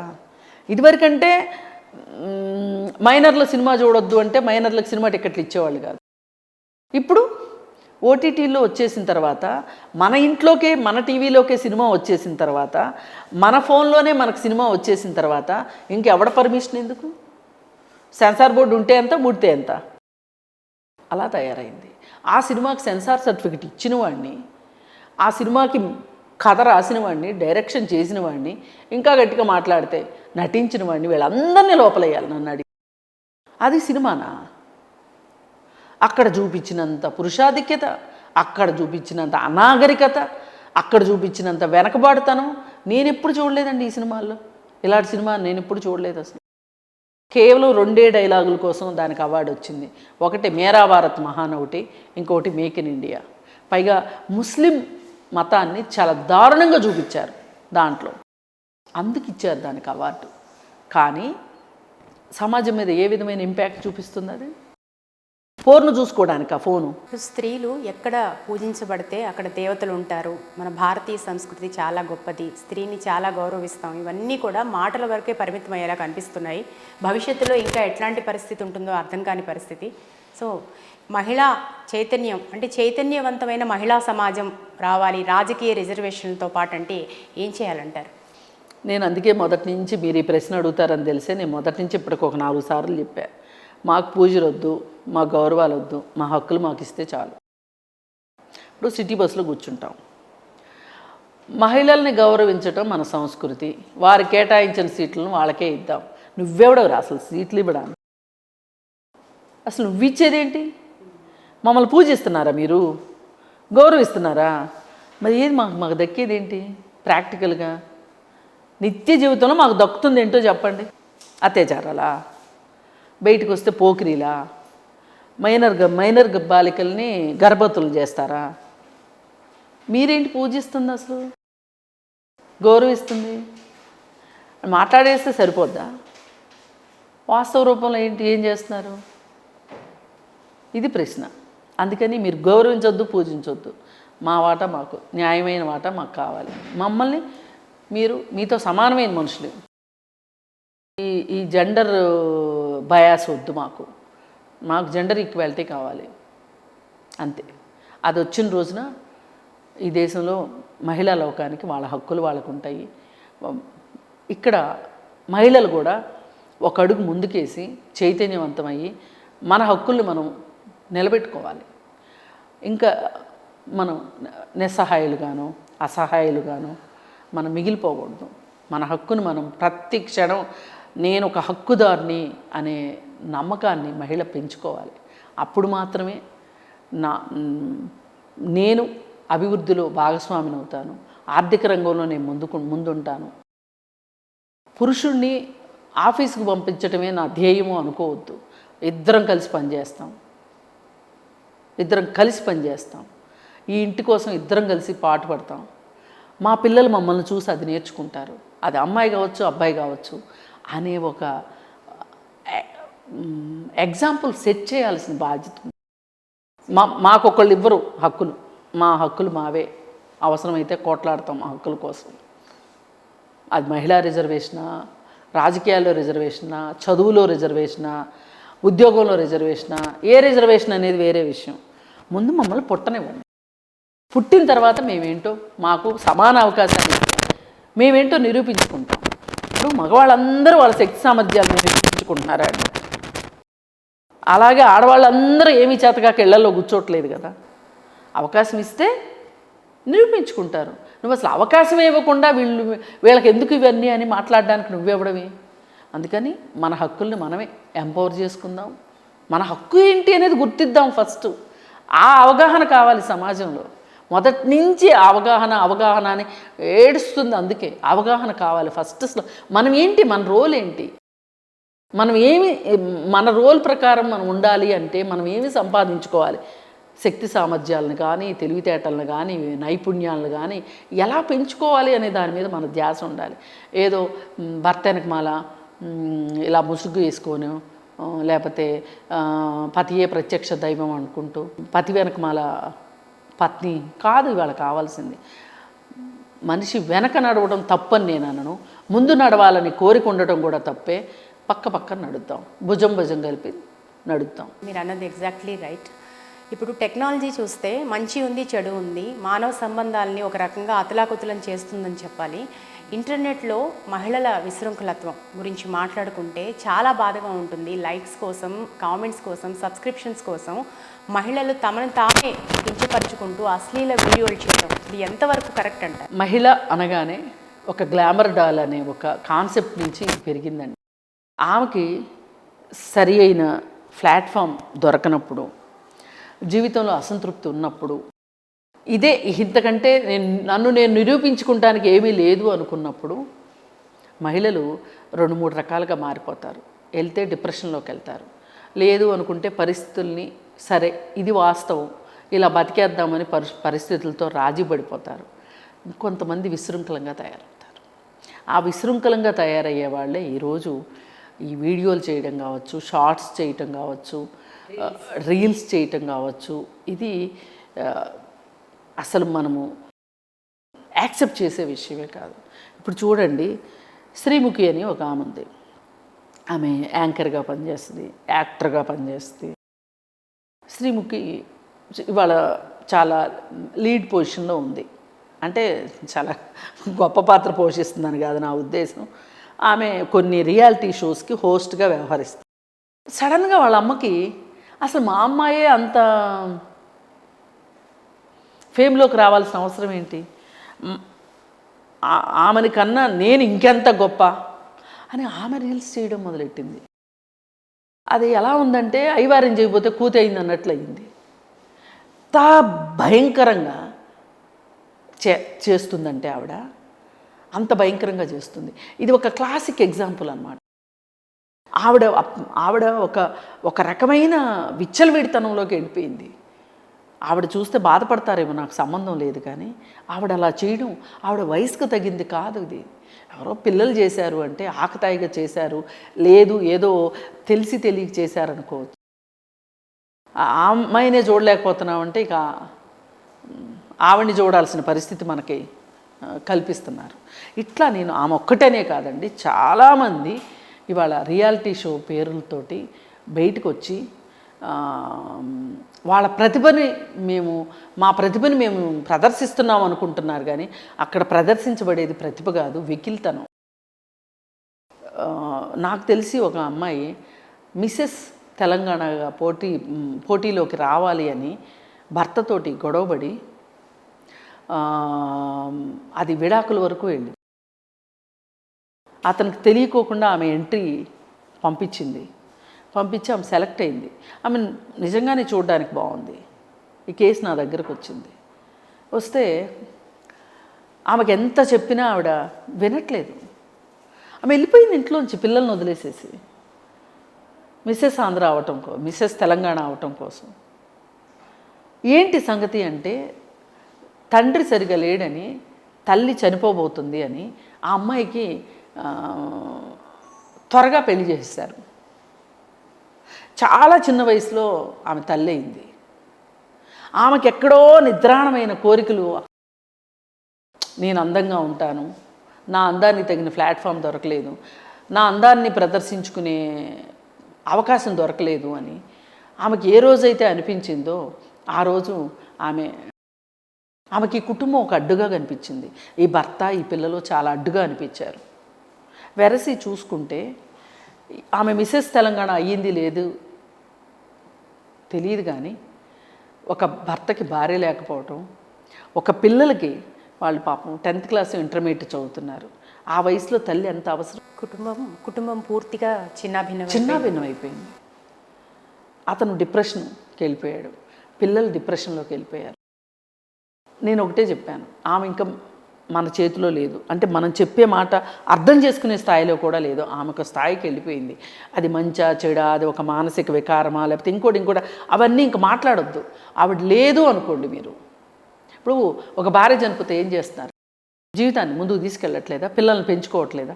ఒక భర్త చనిపోతే ఒక భార్య ముందుకు వెళ్ళట్లేదా? పిల్లల్ని పెంచుకోవట్లేదా? ఒంటరి మహిళలు లేరా? ఒంటరి పురుషులు లేరా అని నేను ఆయనకి ఎంపవర్ చేసి ఆయన్ని కౌన్సిలింగ్కి పంపించి, అంటే ఇది ఈ సోషల్ మీడియా వచ్చిన తర్వాత మనుషుల్లో వస్తున్న మార్పు, ఈ సెల్ ఫోను చూసి ఒకళ్ళని చూసి ఒకళ్ళు వాతలు పెట్టుకోవడం, విపరీతంగా తయారవ్వడం, అసలు పొదుపు అనేది మర్చిపోయారు మహిళలు. పురుషులు దుబారా చేసేవాళ్ళు ఇదివరకు, ఇప్పుడు మహిళలు దుబారా చూస్తే ఆశ్చర్యం వేస్తుంది. మంచి పాయింట్ చెప్పారు మీరు. ఇది ఎగ్జాక్ట్లీ ఇది చాలా ఆందోళన కలిగించే విషయం కూడా. ఆందోళన కలిగించే విషయం. ఏమంటారు దాన్ని, ఆన్లైన్లో బట్టలు కొనటం, ఆన్లైన్లో నగలు కొనటం, ఆన్లైన్లో అలంకరణ సామాగ్రి కొనటం చాలా ఎక్కువైపోయింది. ఈ బిజినెస్ భయంకరంగా పెరిగిపోయింది. గిల్ట్ నగలు కొనడం, 1 గ్రామ్ గోల్డ్ కొనడం, ఇవన్నీ ఏమవుతుందంటే ఆర్థిక పరిస్థితి మీద చాలా భారం పడుతుందండి. ఇదివరకు చిన్నగా సేవింగ్స్ చేసుకునేవాళ్ళు. షాపింగ్ అనేది హాబీ అయిపోయింది. హాబీ కూడా కాదు, వాళ్ళ మానసికంగా వాళ్ళని తృప్తిపరచడానికి షాపింగ్ అనేది ఒక ఆయుధంగా మారిపోయింది. వాళ్ళ లెక్కకు మించిన బట్టలు కొనుక్కోవటం, అవసరం ఉన్నా లేకపోయినా బట్టలు కొనటం, దానికి మీరు నేను కూడా మినహాయింపు కాదేమో, అలా అయిపోయాం. ఇప్పుడు 1 గ్రామ్ గోల్డ్ మార్కెట్ ఎంత ఉందో తెలుసా అండి? భయంకరంగా ఉంది. ఈ 1 గ్రామ్ గోల్డ్ కొనడానికి ఆర్టిఫిషియల్ గిల్ట్ నగలు, జంక్ జ్యువెలరీ అంటారు. ఒకప్పుడు జంక్ జ్యువెలరీని అపహాస్యం చేసేవాళ్ళం. అట్లాంటిది వాళ్ళ జంక్ జ్యువెలరీ వాడని మహిళ లేదంటే ఆశ్చర్యపోవక్కర్లేదు. ఏది అసలో ఏది నకిలీయో తెలియనన్ని నగలు వచ్చి పడిపోయినాయి. ఇవన్నీ నా బాధ ఏంటంటే, మనకి ఏదైనా ఒక కష్టకాలంలో ఒక పొదుపు చాలా ఉపయోగపడుతుంది ఒక కుటుంబానికి. ఆ పొదుపు అనేది లేకుండా పోయింది. మనకి ఇంతకుముందు పోస్ట్ ఆఫీస్లో డబ్బులు దాచుకునేవాళ్ళు, రికరింగ్ డిపాజిట్లు ఉండేవి, చీటీలు కట్టుకునేవాళ్ళు, మహిళల పోపు డబ్బాల్లో డబ్బులు ఉంటాయి. అసలు మన భారతదేశంలో 2008లో అమెరికాలో సంక్షోభం వచ్చినప్పుడు, అమెరికా ఆర్థికంగా కుదేలైపోయిన సందర్భంలో బ్యాంకులన్నీ దివాళా తీసినప్పుడు భారతదేశంలో పరిస్థితి ఏంటి అని చూస్తే, భారతదేశంలో అసలు అలాంటి పరిస్థితే రాదు అన్నారు. ఎందుకు అంటే ఇక్కడ మహిళలు దాస్తారు డబ్బులు. పురుషులు దుబారా చేసినా పోపు పెట్టెలు ఎతికితే డబ్బులు దొరుకుతాయి. వాళ్ళ బ్యాంకులు పోపు పెట్టలే ఒక బ్యాంకులు అని మహిళల గురించి కొనియాడారు. ఇవాళ గనక అలాంటి పరిస్థితి వస్తే మహిళలు లేదు, పురుషులు లేదు, ఎవరి దగ్గర డబ్బులు లేవు, అసలు పొదుపే లేకుండా అయిపోయింది. ఈ థియేటర్లు ఉన్నాయి కదా, 200 టిక్కెట్లు అట్నే ఏంటంటే, ఆ థియేటర్లు ఏంటంటారు, మల్టీప్లెక్స్లు. అక్కడికి వెళ్ళడం, అక్కడ ఇంతంత డబ్బాలు పాప్కార్న్ కొనుక్కోవడం. ఒక పాప్కార్న్ 300 రూపాయలు, మంచినీళ్ళ బాటిల్ 80 రూపాయలు. ఏ ఒక్కళ్ళకి అడిగే బుద్ధి జ్ఞానం ఉండదు. దీని మీద ఎంఆర్పి ఎంత ఉంది, నువ్వు ఎంత తీసుకుంటున్నావు, నువ్వు ఎందుకు ఎక్కువ తీసుకుంటున్నావు అని అడగరు. ఎందుకంటే మనం చాలా గౌరవప్రదంగా ఉన్నాం. ఇవాళ గౌరవప్రదమైన ముసుగులేసుకుంటున్నాం. మనం తగాదాలు పడుతుంటే మన పిల్లలు ఒప్పుకోరు. అక్కడ పాప్కార్న్ తినడం చాలా గ్రేట్, చాలా బయట తినడం కంటే కూడా. కాదమ్మా, పాప్కార్న్ తినచ్చు, తినే హక్కు మనకుంది. కానీ 100 రూపాయల పాప్కార్న్ 300కి ఎందుకు అమ్ముతున్నావు అని నిలదయ్యొద్దా మనము? 300 పెట్టి కొనడమే గ్రేట్ అంటున్నానండి నేను. అలాంటి మానసిక స్థితికి వెళ్ళిపోయాం. పిల్లలు అలా అయిపోయారు. ఇవాళ స్విగ్గీలు, జొమాటోలు, భోజనాలు, తిండి పదార్థాలు కోరిందల్లా కొండ మీద కోతిని దింపుకుంటున్నాం. ఉంది, అంతా బాగానే ఉంది. ఒక్కసారి ఉద్యోగం పోతే తెలుస్తుంది ఆ కుటుంబం ఎలాంటి ఆర్థిక పరిస్థితికి వెళ్తుందో. ఇవాళ 2 లక్షలు సంపాదించండి, 2 నిమిషాల్లో ఖర్చు పెడుతున్నారు. ఉద్యోగ భద్రత లేదు, ఆర్థిక భద్రత లేదు, పొదుపు లేదు. మళ్ళీ ఇక్కడ కాకపోతే ఇంకెక్కడ బతకలేము. వెరసి మానసిక ఆందోళనలు, అది మళ్ళీ కుటుంబం మీదే పట్టడం. స్త్రీకి మానసిక ఆందోళన వచ్చినా కుటుంబం మీదే పడుతుంది, పురుషుడికి మానసిక ఆందోళన వచ్చినా కుటుంబం మీదే పడుతుంది. అంతా కలగలిసి ఈ పెద్దవాళ్ళు ఏం గాడిదలు కాసినా కానీ పిల్లలు పాడైపోతారు. మరి మన ఫ్యూచర్ ట్రెషర్ కదా పిల్లలు, జాతి సంపద కదా పిల్లల మీద పడుతుంది. అందుకని ఏ రకంగా ఆలోచించినా కానీ ఇటు మీడియా పరంగా కావచ్చు, సోషల్ మీడియా పరంగా కావచ్చు, మన సినిమాలు వీటి వల్ల కావచ్చు, ఏ రకంగా చూసినా ఒక మనిషి మనిషిలాగా ఉండట్లేదు. ఆ మనిషి తనకేం కావాలి అనే దాన్ని ఎంపిక చేసుకుంటంలో ఒకప్పుడు పిల్లలు అంటే మన తరం మన వాళ్ళు అందరం కూడా కుటుంబాన్ని చూసి నేర్చుకునేవాళ్ళం, విలువలు కావచ్చు మీరు అన్నట్టుగా ఏ రకంగా ఉండాలి అని. కానీ ఇప్పుడు పరిస్థితి మారిపోయింది. సో భవిష్యత్తు తరాలని మనం ఎట్లా చూడబోతున్నాం ఇట్లాంటి పరిస్థితుల్లో? భవిష్యత్ తరాలని ఎలా చూడబోతున్నామంటే పుట్టక ముందు నుంచి ఒక సెల్ ఫోనుతో పుడుతున్నారు పిల్లలు. ఎందుకంటే వాళ్ళు పొట్టలో ఉన్నప్పుడే వీళ్ళు వీడియో షూట్లు చేస్తున్నారు. బేబీ బంప్స్ అని రకరకాల ఫంక్షన్ల పేరుతోటి పిల్లవాడిని సోషల్ మీడియాకి అలాగే స్క్రీన్కి ఎక్స్పోజ్ చేస్తున్నారు కదా. ఎక్స్పోజ్ అయిన తర్వాత పుడుతున్నారు. పుట్టిన తర్వాత వాడికి తిండి పెట్టడానికి, వాడిని ఆడించడానికి, వాడిని నిద్రపుచ్చడానికి, వాడిని నిద్ర లేపటానికి అంతా ఫోనే అయిపోతుంది. స్కూల్కి వెళ్తాడు. స్కూల్కి వెళ్ళిన తర్వాత స్కూల్లోనూ స్క్రీనింగే, స్క్రీన్ మీదే చదువు సంధ్యలన్నీ. ఇలా రకరకాలుగా ఒక స్క్రీన్కి ఎక్స్పోజ్ చేసేసిన తర్వాత వాడిలో ఉండే సహజ నైపుణ్యాలను బయటికి తీసుకురాకోకుండా కేవలం కళ్ళప్పగించి చూసే ఒక చిన్నపాటి విచిత్ర జంతువులుగా తయారు చేస్తున్నారు పిల్లల్ని. నేనైతే ఫ్యూచర్ జనరేషన్ అలాగే చూడబోతాను. నాకైతే విజువలైజేషన్ అదే వస్తుంది. వీళ్ళు ఏం చేస్తారు అసలు పెద్ద అయిన తర్వాత? ఇంత ఫోన్కి ఎడిక్ట్ అయిపోతున్నారే పిల్లలు. దానివల్ల ఎన్నో మానసిక జబ్బులు వస్తున్నాయని చెప్తున్నారు. పట్టించుకోవట్లేదు తల్లిదండ్రులు. అందుకే అసలు ముందు తల్లిదండ్రులు స్మార్ట్ ఫోన్ మానేయండి. పిల్లలకి ఫోన్ వల్ల సమాజాన్ని చదివే పరిస్థితి లేదు, సమాజాన్ని చూసి అర్థం చేసుకునే పరిస్థితి లేదు. అందుకే తల్లిదండ్రులు మీకు బిజినెస్లు వగేరాలు ఏమైనా ఉంటే స్మార్ట్ ఫోన్ తోటి పిల్లలు స్కూల్కి వెళ్ళినప్పుడు చేసుకోండి. ఆఫీసుల్లో స్మార్ట్ ఫోన్ వాడండి. మామూలు ఫోన్లకు వచ్చేయండి. పిల్లల్ని ఫోన్ ఎడిక్షన్ నుంచి మార్చాలి అంటే మొదటిగా మారాల్సింది తల్లిదండ్రులే. తల్లిదండ్రులు మానండి ఫోన్, ఈ స్మార్ట్ ఫోను. వీళ్ళు స్మార్ట్ ఫోన్ చూస్తా వాళ్ళని ఫోన్ చూడొద్దు, టీవీ చూడొద్దు అంటే ఎట్లా కుదురుతుంది? అందుకని తల్లిదండ్రులు కీప్యాడ్ ఫోన్లు పెట్టుకోండి. ఫోను అనేది ఒక సమాచార సాధనంగా చూడండి ఫోన్ని. అది ఒక వినోద వస్తువుగానో లేకపోతే మనకి విజ్ఞానం పంచడం ఎలాగూ లేదనుకోండి, అది వేరే విషయము. అది ఒక వినోదాన్ని ఇచ్చే వస్తువుగా ఫోనును చూడకండి. మీరు చూస్తే మీ పిల్లలకు కూడా అదే అలవాటు అవుతుంది.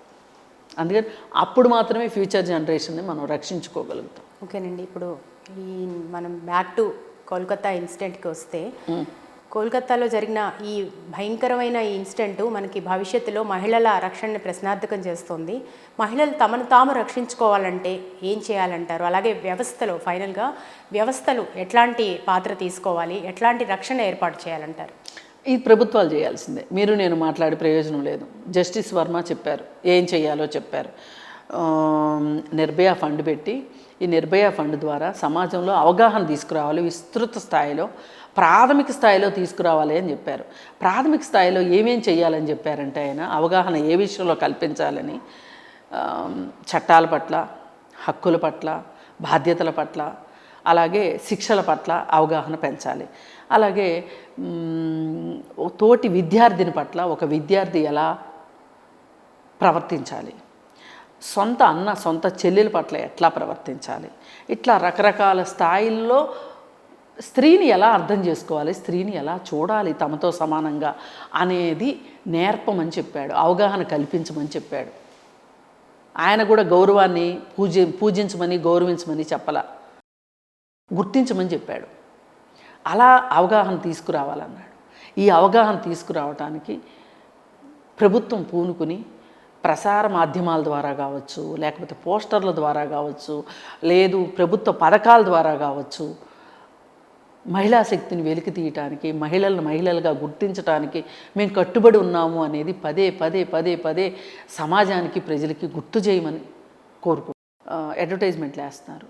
ఆ అడ్వర్టైజ్మెంట్లో ఇలాంటి విషయాలు, అసలు స్త్రీని తేరిపార చూస్తే కూడా తప్పు చట్టం ప్రకారం. 30 సెకండ్లు తేరిపార చూస్తే కూడా ఆమె గనక అభ్యంతరం చెప్తే అది కేసు. అంత చిన్న స్థాయి నుంచి అత్యాచారము అనే దానికి ఈ లోపల ఎన్ని స్టేజ్లు ఉంటాయి. చూస్తే తప్పు, అనవసరంగా మాట్లాడిస్తే తప్పు, అనవసరంగా ఆమెను దూషిస్తే తప్పు, ఆమెను బట్టలిప్పమని అడిగితే తప్పు, అలాగే నువ్వు నాకు లొంగితేనే నీకు ప్రమోషన్ ఇస్తానంటాం తప్పు. ఇలాంటివి అన్నీ ఉన్నాయి. ఇవన్నీ దాటి చివరికి అత్యాచారం. అంటే ఇన్ని నేరాలు అసలు మాట్లాడట్లా మనం వీటన్నిటి గురించి, కేవలం అత్యాచారం గురించే మాట్లాడుతున్నాం. అది కాదు ఈ సమస్యకు పరిష్కారం. మొదల నుంచి దీనికి అసలు మూలం ఎక్కడుంది, ఆ మూలాల దగ్గర నుంచి మనం ముందుకు రావాలి. ముందుకు వచ్చి అత్యాచారం అనేది చాలా అసాధ్యము అనే పరిస్థితిని కల్పించాలి సమాజంలో. ఇక్కడంతా మనం రిపేర్ చేసుకుంటూ వచ్చామనుకోండి, మొత్తం షడ్ అయితే అవ్వదు కదా. అంటే మన వెహికల్కి ఎట్లా అయితే ఒక చిన్న స్థాయిలో మనము చిన్న సమస్య వచ్చినప్పుడు మనం దాన్ని ఎలా తీసుకుంటామో, దాన్ని బట్టి మనము ఒక పెద్ద సమస్య దాకా వెళ్ళదు. చిన్న సమస్యలనే మనము గుర్తించి నివారించగలిగినప్పుడు పెద్ద సమస్యలు రావు. దీనికి ప్రభుత్వాలు కట్టుబడి ఉండాలి, ఉపాధ్యాయులు కట్టుబడి ఉండాలి, తల్లిదండ్రులు కట్టుబడి ఉండాలి, సినిమా వాళ్ళు కట్టుబడి ఉండాలి, ప్రభుత్వం కూడా కట్టుబడి ఉండాలి. ఎస్ అండి, మీరు చెప్పింది ఎగ్జాక్ట్లీ రైట్. సో కోల్కతాలో జరిగిన ఈ అమానవీయ ఘటనకు సంబంధించి మీ స్పందన తెలియజేసినందుకు, స్టూడియోకి వచ్చినందుకు థ్యాంక్ యూ సో మచ్ అండి. ఆ మెడికో ఆత్మకి శాంతి కలగాలని, ఇక్కడి నుంచి అయినా మనం ఇటువంటి ఘటనలు ఎక్కడా చోటు చేసుకోకుండా ఉండాలని ఆ భగవంతుడిని మా సిగ్నేచర్ స్టూడియో తరపున ప్రార్థిస్తూ మరొకసారి మీకు నమస్తే.